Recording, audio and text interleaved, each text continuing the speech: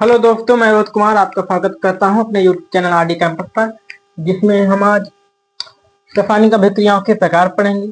पिछली क्लास में हमने कहा था कि रासायनिक अभिक्रियाओं के हम प्रकार पढ़ेंगे, पर पूरा नहीं हो पाया था। उसमें हमने रासायनिक समीकरण और रासायनिक समीकरण के महत्व और अभिकर्मक की डेफिनेशन और उत्पाद की डेफिनेशन पढ़ाया था। तो चलो आज हम इसको खत्म करते हैं।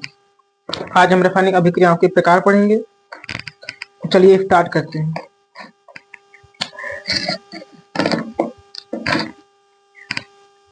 तो हमारा टॉपिक है रासायनिक अभिक्रियाओं के प्रकार। क्या है? रासायनिक अभिक्रियाओं के प्रकार।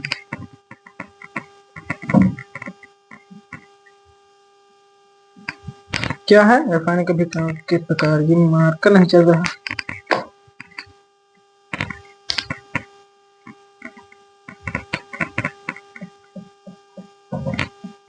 रासायनिक अभिक्रियाओं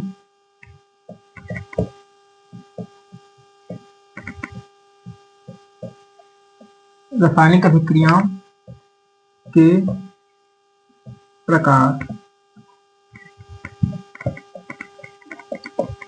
type of chemical reaction.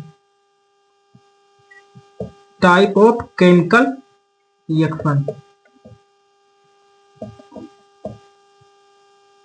Type of chemical reaction.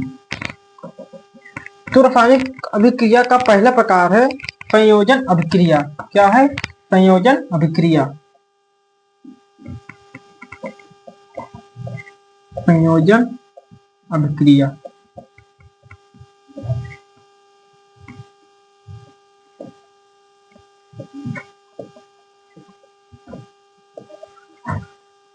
संयोजन अभिक्रिया इंग्लिश में इसको क्या कहते हैं? Combination reaction. Combination reaction.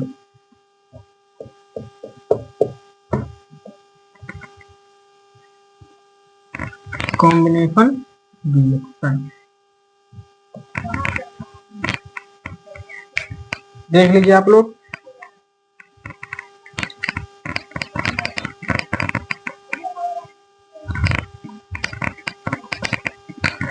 तो चलो सबसे पहले हम इसकी डेफिनेशन लिख लें, फिर इसके बाद हम इसको समझेंगे कि ये अभिक्रिया है क्या। तो वह अभिक्रिया जिसमें वह अभिक्रिया वह अभिक्रिया जिसमें दो या दो से अधिक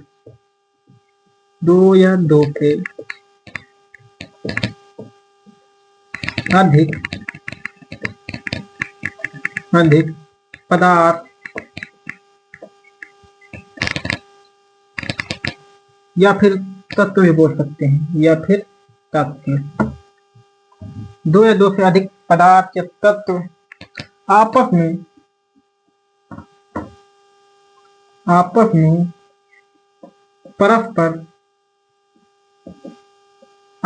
परस्पर अभिक्रिया कर, अर्थात क्रिया कर, परस्पर क्रिया कर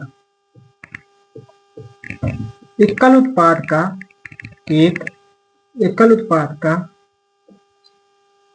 उत्पाद का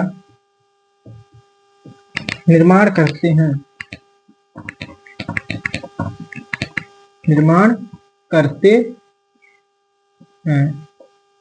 उसे कॉम्बिनेशन रिएक्शन कहते हैं। उसे संयोजन अभिक्रिया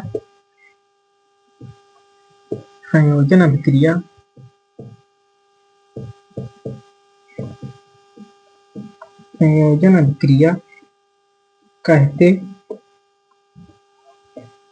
हैं। एक उदाहरण लेते हैं। जैसे पहला उदाहरण है आपके लिए मैग्नीशियम प्लस ऑक्सीजन। क्या? मैग्नीशियम प्लस ऑक्सीजन, तो क्या बनेगा MgO। अब इसको संतुलित कर लो अर्थात बैलेंस कर लो। तो यहाँ पर देखिए ऑक्सीजन के परमाणु कितने हैं, 2। यहाँ पर कितने हैं, 1। इसके लिए हम यहाँ पर 2 का मल्टीप्लाई करेंगे। इसके चक्कर में क्या हुआ, मैग्नीशियम 2 हो गए, परंतु इधर 1 है, तो इसलिए यहाँ पर 2 का मल्टीप्लाई करेंगे। तो ये अभिक्रिया हमारी क्या हो गई, संतुलित हो गई। बच्चों आपको ये ध्यान रखना है कि जो अधातुएं होती हैं वह कभी एक अणु के रूप में नहीं पाई जाती हैं, अर्थात वह द्विआणुक रूप में पाई जाती हैं, कभी भी एक परमाणु के रूप में नहीं पाई जाती। जैसे हम ले लें ब्रोमीन गैस ले लें, ब्रोमीन गैस ले लें, तो ये कभी भी ब्रोमीन के रूप में नहीं पाई जाएगी। ये हमेशा जब ये स्वतंत्र अवस्था में होती है तो ये द्विआण्विक रूप में होती है, अर्थात ब्रोमीन 2 अर्थात डाइब्रोमीन के रूप में रहती है। ये बात याद रखना।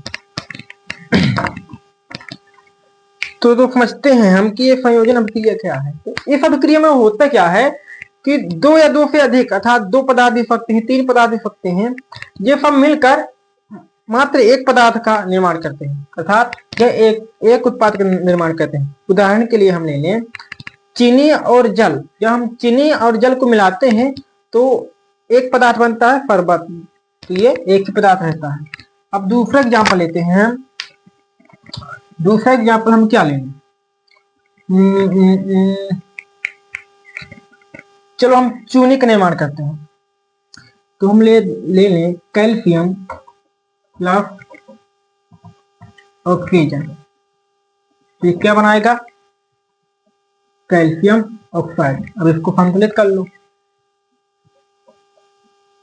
क्या बन गया कैल्शियम ऑक्साइड। ये क्या है, जो कैल्शियम ऑक्साइड है ये क्या है, चूना है। कौन वाला, बिना बुझा हुआ चूना। इसको क्या कहते हैं, बिना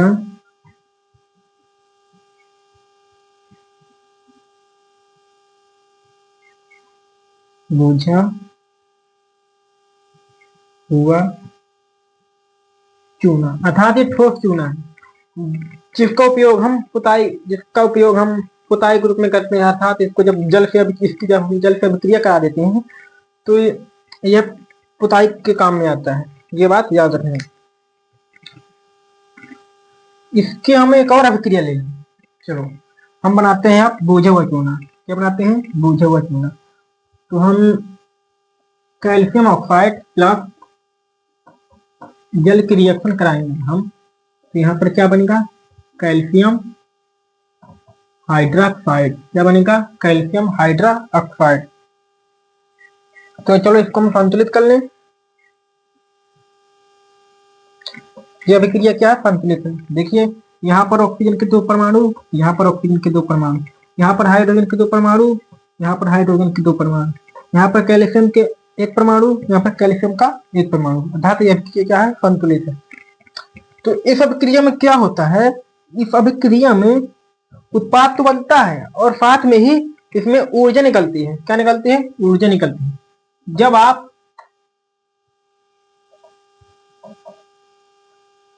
ये सिंबल किसका है, ऊर्जा का सिंबल है, ऊष्मा का सिंबल है। ये बात याद रखिए। तो दोस्तों जब आपने ठोस चूना को अर्थात ठोस चूने को जल में मिलाया होगा तो आपने क्या देखा होगा कि वो जो जल होता है वो गर्म हो जाता है। क्या हो जाता है, गर्म हो जाता है। तो जो गर्म हो जाता है वो किसकी वजह से होता है, इस ऊर्जा की वजह से। किसकी वजह से, इस ऊर्जा की वजह से। तो जो ये कैल्शियम हाइड्रोक्साइड है, क्या है कैल्शियम हाइड्रोक्साइड, ये क्या है बुझा हुआ चूना। क्या है, बुझा हुआ चूना। ये किसके काम में आता है, ये पुताई के काम में आता है। तो सॉरी दोस्तों, ये बुझा हुआ चूना लग गया। इसके क्या कहते हैं, बुझा हुआ चूना। क्या है, बुझा हुआ चूना। यह किसके काम में आता है, यह पुताई के काम में आता है, दीवारों की पुताई के काम में, दीवारों की पुताई के काम में। ये बात याद रखना दोस्तों। तो आपको संयोजन अभिक्रिया समझ में आई कि नहीं आई? तो इसका अभिक्रिया का मेन मोटिव है कि इसमें मात्र एक ही उत्पाद बनता है। क्या बनता है? एक ही उत्पाद बनता है। एक से अधिक उत्पाद अगर इसमें बनते हैं, ये अभिक्रिया संयोजन अभिक्रिया नहीं कहलाएगी। तो ये बात आपको याद रखना है कि इसमें मात्र एक उत्पाद बनता है। इसमें जो अभिकर्मक होते हैं ये दो या दो से अधिक, अर्थात चाहे अनंत हो सकते हैं, लेकिन इसमें उत्पाद मात्र एक होना चाहिए। ये बात याद रखना। तो दोस्तों, ये जो मेन पॉइंट है इनको नोट डाल के लिख लेना है। इनको नोट डाल के अपनी ट्रफ में लिख लेना है। ये इस पे डायरेक्ट क्वेश्चन आते हैं कि ऐसे पदार्थ का नाम बताइए जिसको प्रयोग हम दीवारों की पुताई के रूप में करते हैं। तो इसका क्वेश्चन हम एक दो एग्जाम्पलों के बाद, अर्थात एक दो प्रकार पढ़ने के बाद इसका एक क्वेश्चन हम देंगे आपको, जिसका आंसर आपको कमेंट में देना है। तो इसका आंसर हम अगले लेक्चर में बताएंगे इसका आंसर हम। ये बात याद रखना। चलिए आप इसका स्क्रीनशॉट लीजिए।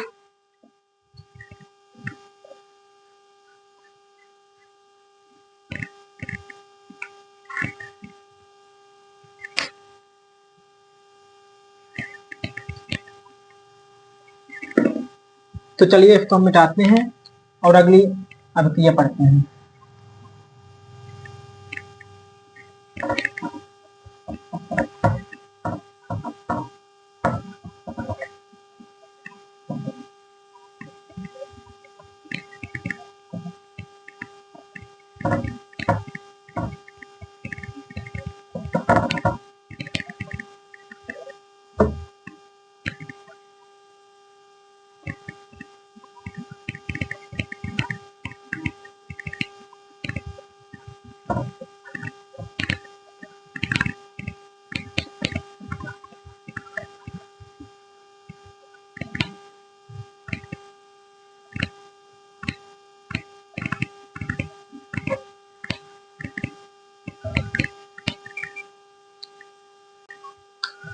तो दोस्तों, एक और नोट डाल लीजिए।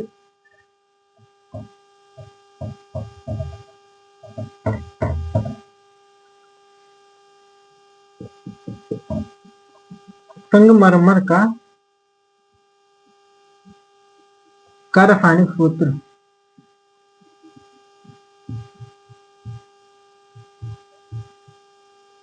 संगमरमर का केमिकल फॉर्मूला क्या होता है? Calcium carbonate. क्या होता है? Calcium carbonate. तो इस अभिक्रिया के लिए एक दो एग्जाम्पल आप और लिख लीजिए। जैसे हो गया कोयले का दहन, कोयले का दहन, कार्बन प्लस ऑक्सीजन। जो ये ऑक्सीजन होती है, ये जो ऑक्सीजन होती है यही जलाने के काम में आती है, अर्थात गर्मी देने के काम में आती है, और यही नमी, इसी से नमी प्राप्त होती है। ये जो ऑक्सीजन है यही फॉर्मूला नमी का होता है और यही गर्मी का होता है, अर्थात ऊर्जा का होता है। ये बात याद रखना। जब किसी पदार्थ को दहन करने की बात है, दहन अर्थात जलाने की बात आए, तो आपको ऑक्सीजन ले लेना है, अर्थात ऑक्सीजन से रिएक्शन करा देना है। क्या करा देना? ऑक्सीजन से रिएक्शन करा देना है।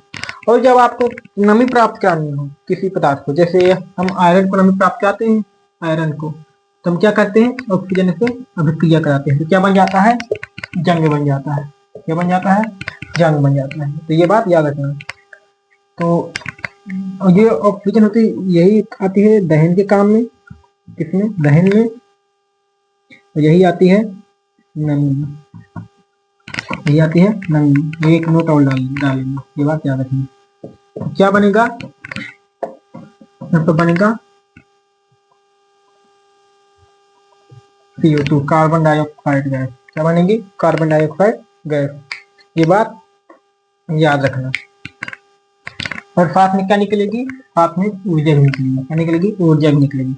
जब आप कोयले को जलाते हैं तो क्या प्राप्त होती है? ऊर्जा प्राप्त होती है। क्या प्राप्त होती है? ऊर्जा प्राप्त होती है। इसी से हम लोगों ने रेल चलाया था। क्या चलाई थी? रेल चलाई थी।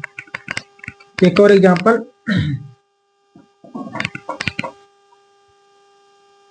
जल का निर्माण। जल का निर्माण। आप लोग इसको अपनी रफ में लिख लीजिए, तो हम इसको मिटा दें।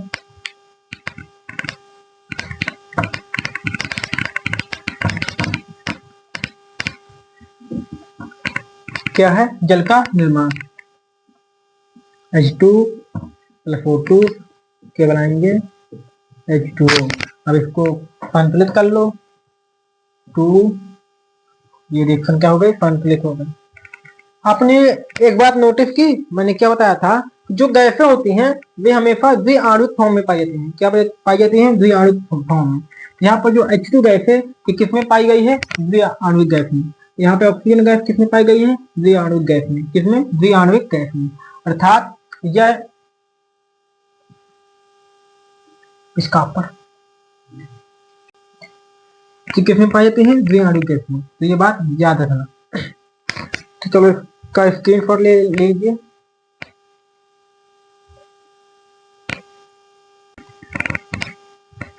तो चलो दोस्तों, हम इसको मिटाते हैं और अगला प्रकार पढ़ते हैं। दोस्तों, ये जो नोट लिखवाए हैं मैंने, इनको अपनी रफ में लिख लेना और इनको याद रखना। ये मल्टीपल चॉइस में पूछा जा सकता है, 1 नंबर में पूछा जा सकता है इसको।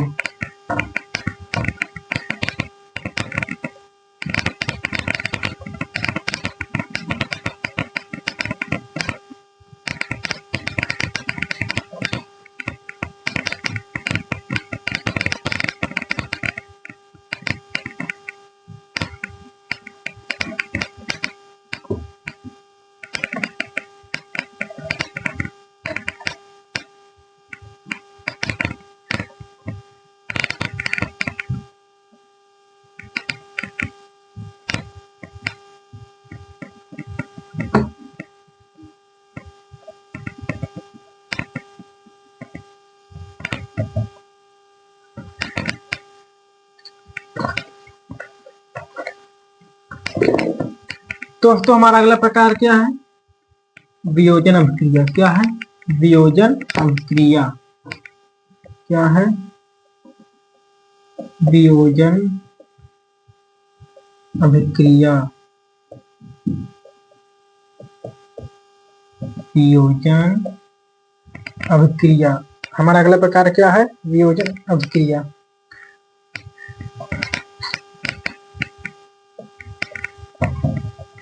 इसको इंग्लिश में क्या कहते हैं? डीकम्पोजिशन। Decomposition reaction. रिएक्शन को फॉर्म में हमने लिख दिया RHN। क्या लिख दिया? RHN।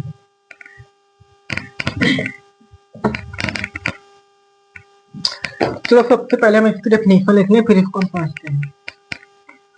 तो वह क्रिया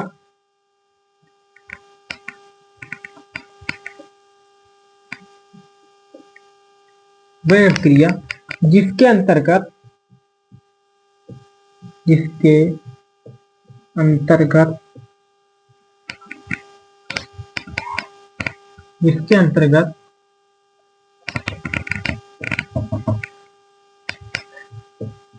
एकल अभिकर्मक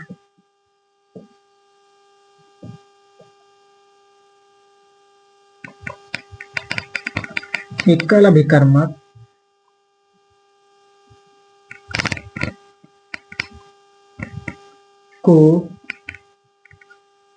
ऊष्मा देने पर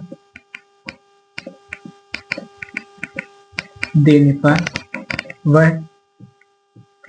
2 या 2 से अधिक उत्पादों में वियोजित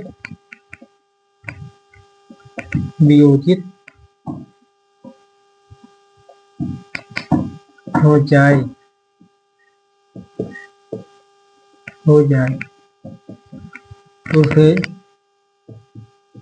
उसे वियोजन अभिक्रिया संयोजन अभिक्रिया कहते कहते हैं। चलो इसका एग्जाम्पल लिख लें हम।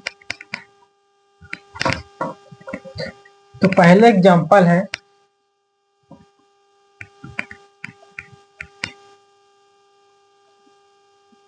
ऊर्जा अर्थात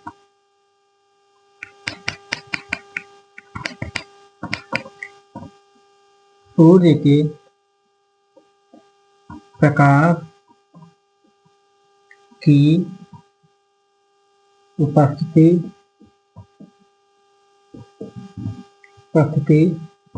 में वियोजन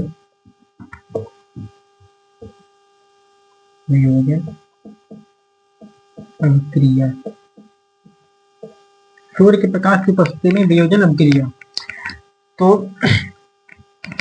क्या ले लें हम, AgBr। जो ये AgBr होता है सिल्वर ब्रोमाइड, ये फोटोग्राफी में काम आता है। किसमें आता है? फोटोग्राफी में काम आता है। इसी के उपयोग से हम जो ये फोटो होती हैं इसमें कलर भरते हैं। क्या कहते हैं? कलर भरते हैं। ये बात याद रखना। तो जब हम इसको सूर्य का प्रकाश देंगे अर्थात HNO, जो ये HNO है ये क्या है? सूर्य के प्रकाश का सिंबल, सूर्य के प्रकाश का चिन्ह। और ये क्या है? ये उपमा का चिन्ह। ये बात याद रखना, ये बात याद रखना।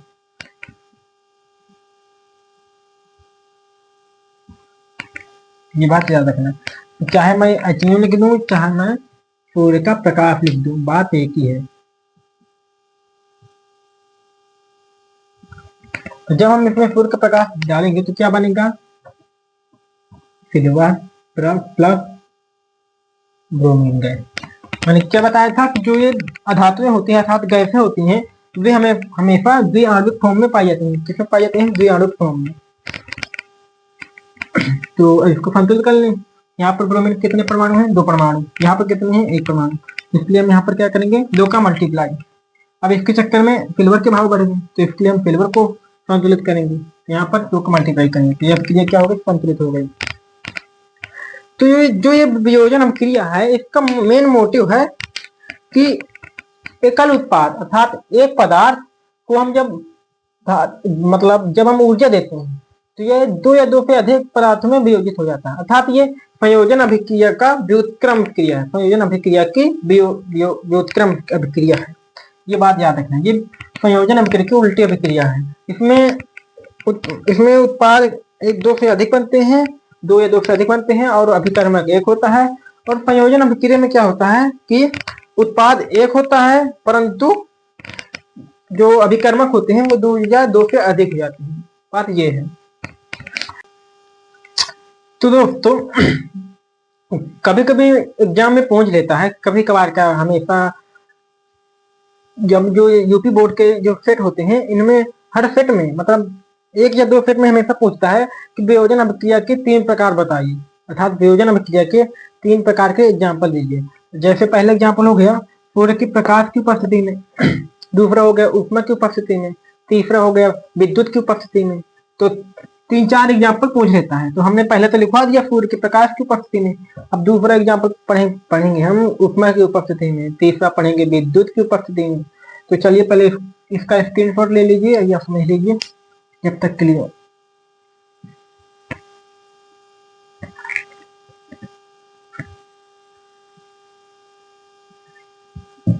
तो दोस्तों ये जो मैंने नोट लिखवाए हैं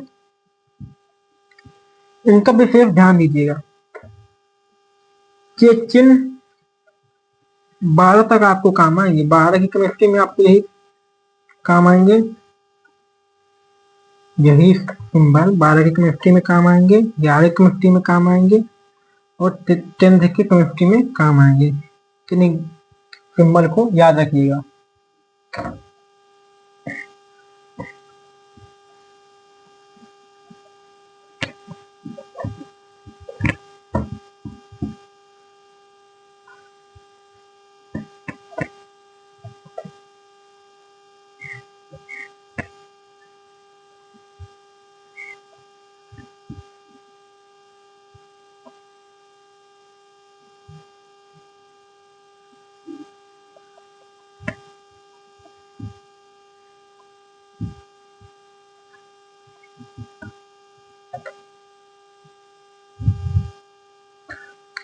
तो हमारा दूसरा एग्जाम्पल है उपमा की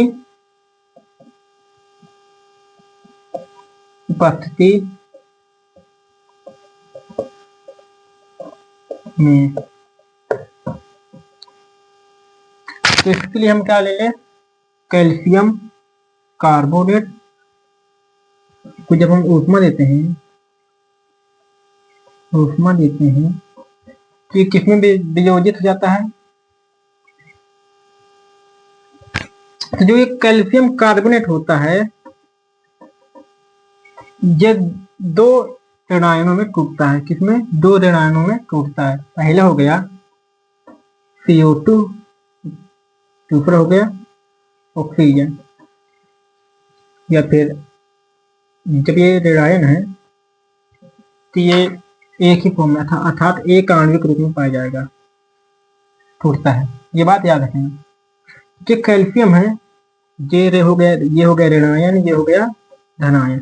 तो ये जो धनायन और ऋणायन होते हैं ये एक दूसरे से मिलकर अर्थात एक दूसरे से क्रिया कर ये संतुष्ट हो जाते हैं। तो ये दोनों रिएक्शन करेंगे तो क्या बनेगा, कैल्शियम ऑक्साइड और CO2 गैस निकल जाएगी। अर्थात ये सॉलिड अर्थात ठोस अवस्था में है और ये गैस अवस्था में है। ये बात याद रखना। ये हो गया उपमा की उपस्थिति में। अब तीसरा एग्जाम्पल हम पढ़ेंगे विद्युत की उपस्थिति में। किसमें, विद्युत की उपस्थिति में।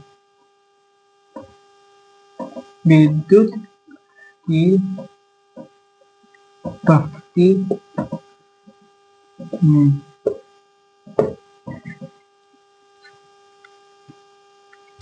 तुमने संयोजन अभिक्रिया में क्या पढ़ा था, जल का निर्माण। इसमें हम पढ़ेंगे जल का वियोजन। तो H2O लिक्विड फॉर्म में पाई जाती है अर्थात तरल अवस्था में। जब हम इसको विद्युत देंगे अर्थात विद्युत धारा प्रवाहित कराएंगे इसमें तो ये किसमें टूट जाएगा, hydrogen gas plus oxygen gas. इसमें hydrogen gas plus oxygen gas. अब इस रिएक्शन को संतुलित कर लो। तो इसमें हाइड्रोजन के दो परमाणु हैं, इसमें हाइड्रोजन के दो परमाणु हैं, इसमें ऑक्सीजन का एक परमाणु है, इसमें ऑक्सीजन के दो परमाणु। इसके लिए हम क्या करेंगे, दो का मल्टीप्लाई। इसके चक्कर में क्या हुआ, हाइड्रोजन 4 हो गए। तो इसके लिए हम इसको 4 करेंगे। तो ये 3 अभिक्रिया हो गए। अर्थात वियोजन अभिक्रिया में ये 3 एग्जाम्पल आपको लिख के आने हैं। एग्जाम में आपके एक नंबर भी नहीं काट पाएगा, ये बात याद रखना। चलिए इनका स्क्रीनशॉट ले लीजिए।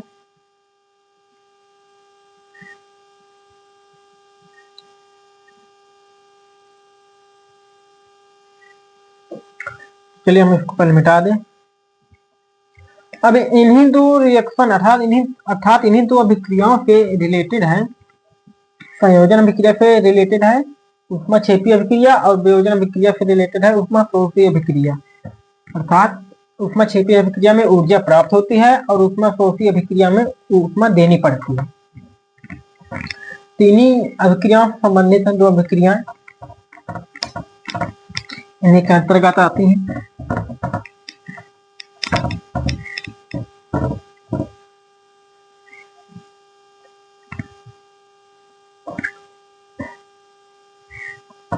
एक प्रकार है ऊष्माक्षेपी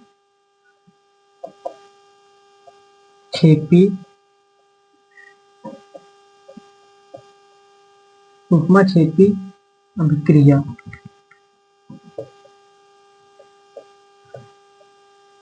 क्या है ऊष्माक्षेपी अभिक्रिया, इसको इंग्लिश में क्या कहते हैं, एक्सोथर्मिक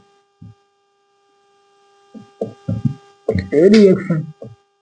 क्या कहते हैं, एक्सोथर्मिक रिएक्शन। एक्सोथर्मिक रिएक्शन पहले सबसे पहले क्या करें, इसको पहले हम समझ लें। ये जो ऊष्माक्षेपी है, क्या है ऊष्माक्षेपी।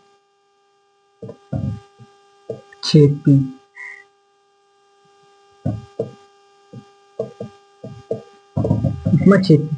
तो जब आप इसका फंदी विच्छेद करेंगे, क्या करेंगे, फंदी विच्छेद, ये किसमें टूटेगा, पहला हो गया उपमा, दूसरा हो गया छेपी। छेपी का मतलब होता है छेपर।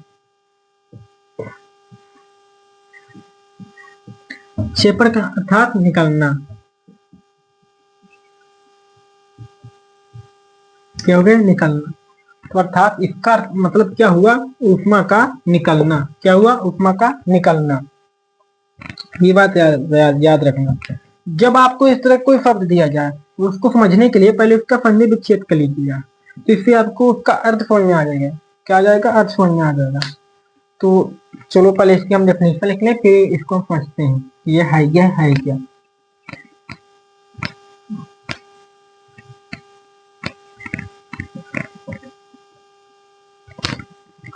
तो वह क्रिया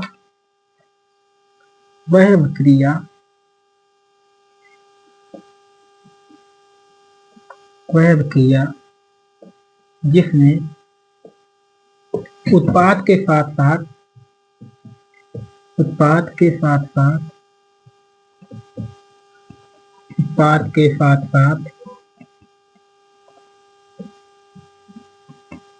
ऊष्मा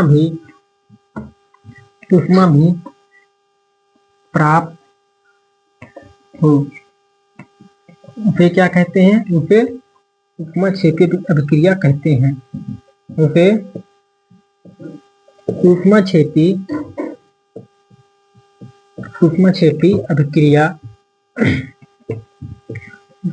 अभिक्रिया कहते हैं। उसे क्या कहते हैं, उपमा छेपी अभिक्रिया कहते हैं। अर्थात ये वह अभिक्रिया है जिसमें हमको उत्पाद के साथ साथ उपमा भी प्राप्त होती है। क्या होती है, उपमा भी प्राप्त होती है, अर्थात ऊर्जा प्राप्त होती है।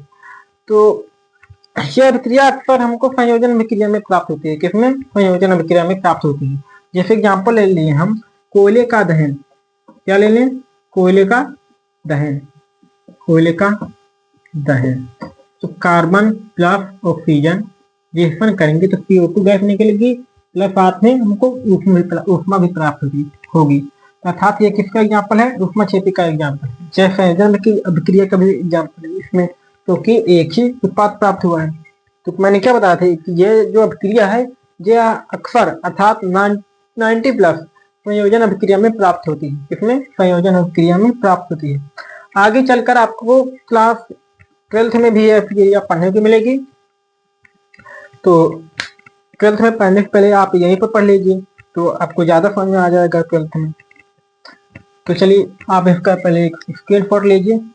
सॉरी, पहले एक तो एग्जाम्पल मैं और लिखवा दूं। जैसे हो गया,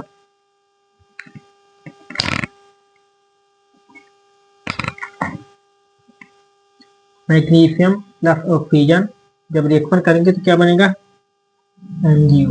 क्या बनेगा, MgO। तो इसको रिएक्शन को बैलेंस कर लो,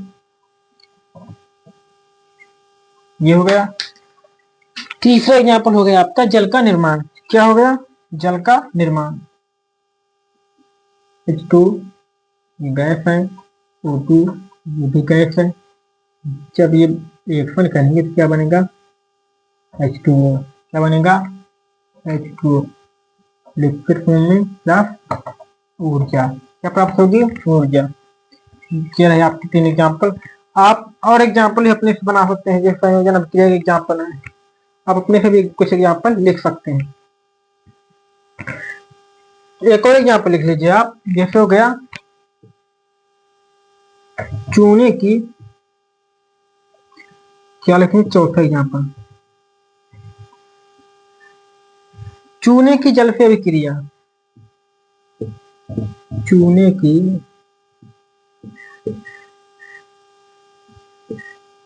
जल से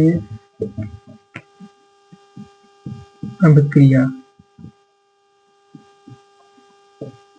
चूने की जल से अभिक्रिया। तो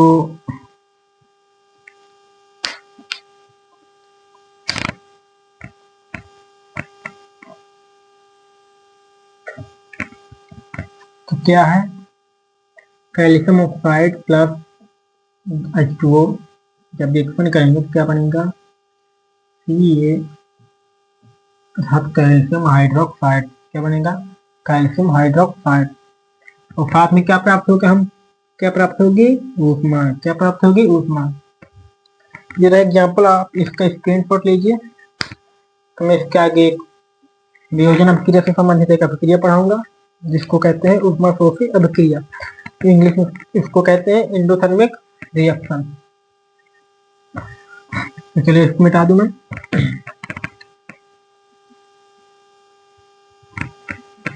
तो दोस्तों जो मैं नोट लिखाया करता हूँ इनको आप लिख लिया करिए अपनी कॉपी में और इसको याद भी कर लिया करिए, क्योंकि ये जो नोट है ये मेन पॉइंट है।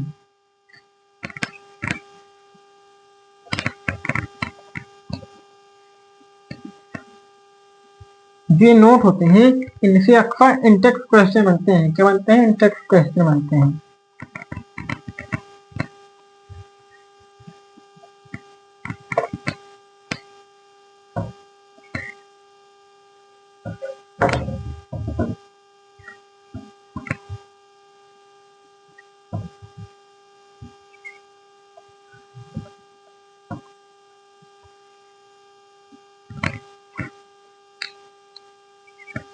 हमारी दूसरी अभिक्रिया क्या है, ऊष्मा शोषी, ऊष्मा शोषी रिएक्शन अर्थात अभिक्रिया।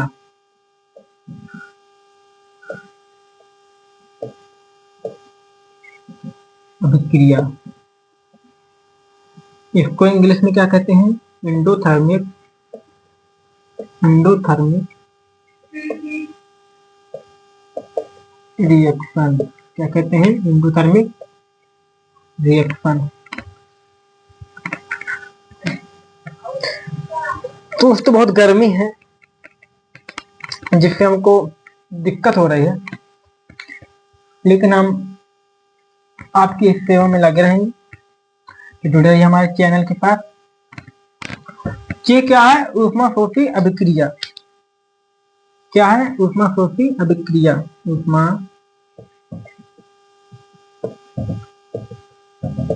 शोषी अभिक्रिया। तो जब आप इसका संधि विच्छेद करेंगे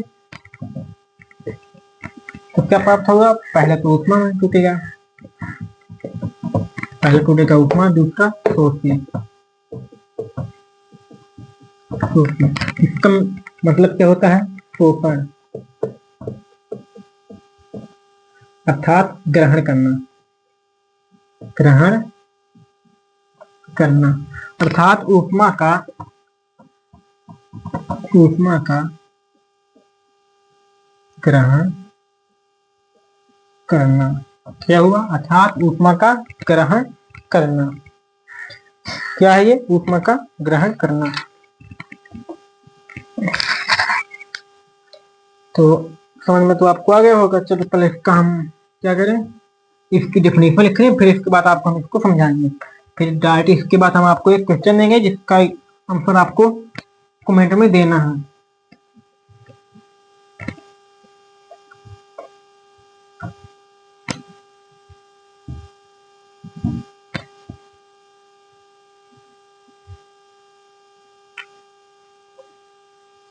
वह अभिक्रिया, वह अभिक्रिया जिसमें जिसमें ऊष्मा का अवशोषण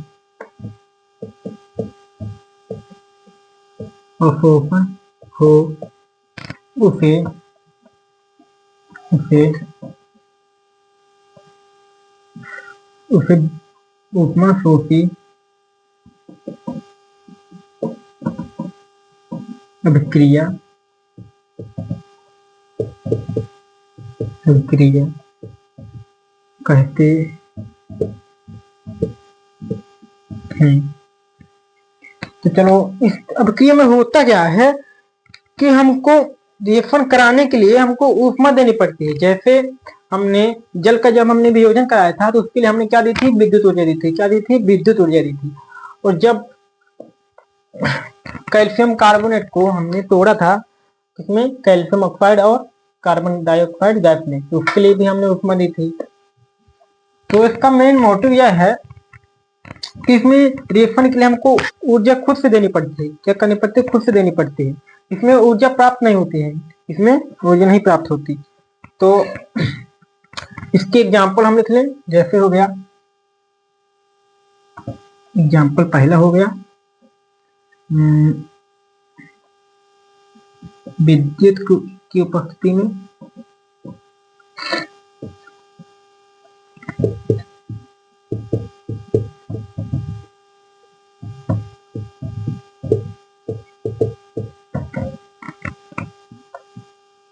H2O विद्युत ऊर्जा तो किसमें टूटेगी? H2 प्लस O2 किसमें टूटेगी? H2 plus O2। दूसरा एग्जाम्पल हो गया प्रकाश की उपस्थिति में,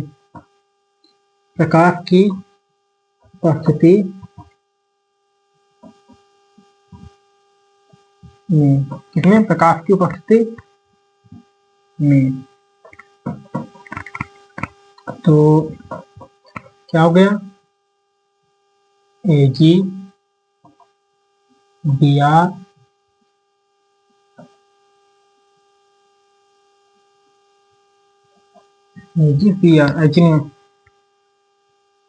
तो Ag प्लस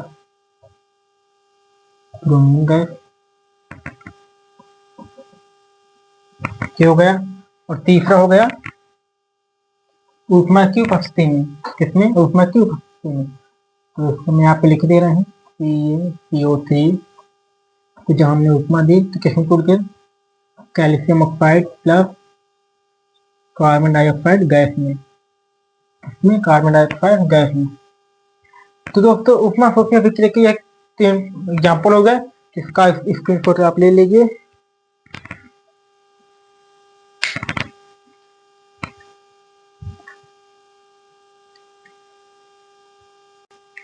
तो चलो दोस्तों मैं इसको मिटा दें, फिर हम आपको एक एग्जाम्पल देते हैं।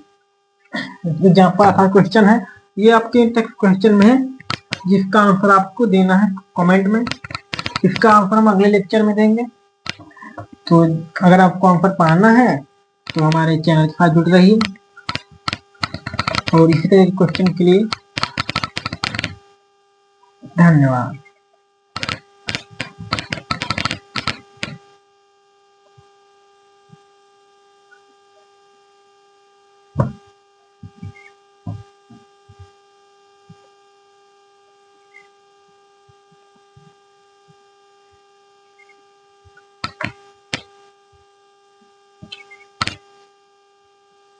तुम्हारा क्वेश्चन यह है कि किसी पदार्थ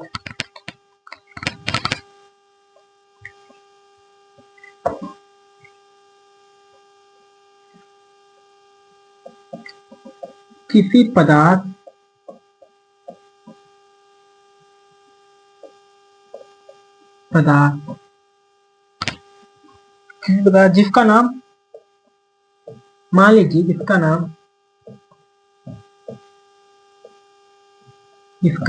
ये आपको खुद से मानना है, आपको वाई है, आपको किताब में इसका नाम नहीं दिया, आपको इसका नाम बताना है। किसी पदार्थ इसका नाम मान लीजिए वाई है, क्या है? वाई है। के विलयन का उपयोग, इसके वाई के विलयन का उपयोग, विलयन का उपयोग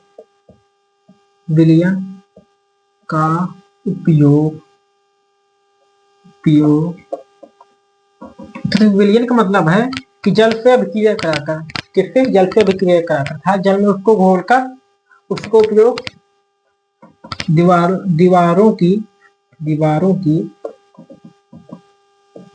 की सफेदी करने में किया जाता है। अर्थात कोई पदार्थ है जिसका नाम वाई दे दिया, यहाँ पर मान लीजिए उसका नाम वाई, खुद मान लीजिए, जिसको मैथ में आप क्या करते हैं, जो संख्या आपको पता नहीं रहती है, जिस संख्या आपको मालूम नहीं रहती है, उसको आप यक्स या वाई मान लेते, नहीं मान लेते हैं। इसी तरह कोई पदार्थ है जिसका नाम वाई है, उसकी विलयन का उपयोग दीवारों की सफेदी के लिए किया जाता है। किसके लिए किया जाता है? दीवारों की सफेदी के लिए। तो आपका पहला क्वेश्चन है, पहला क्वेश्चन क्या है? उस पदार्थ का नाम तथा रासायनिक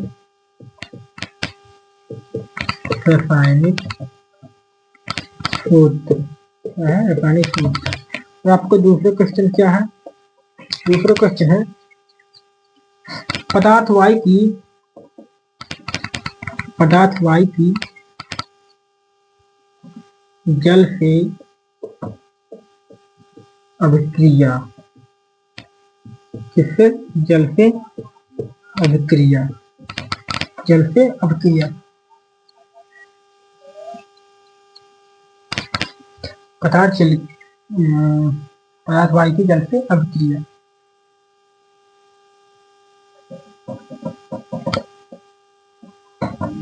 ये दो क्वेश्चन है, आपको इसको करना है। इसका आंसर आपको कमेंट में देना है।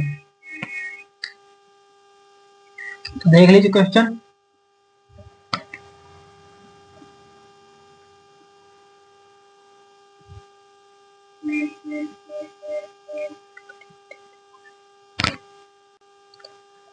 चलिए दोस्तों, आज के लेक्चर यही खत्म करते हैं।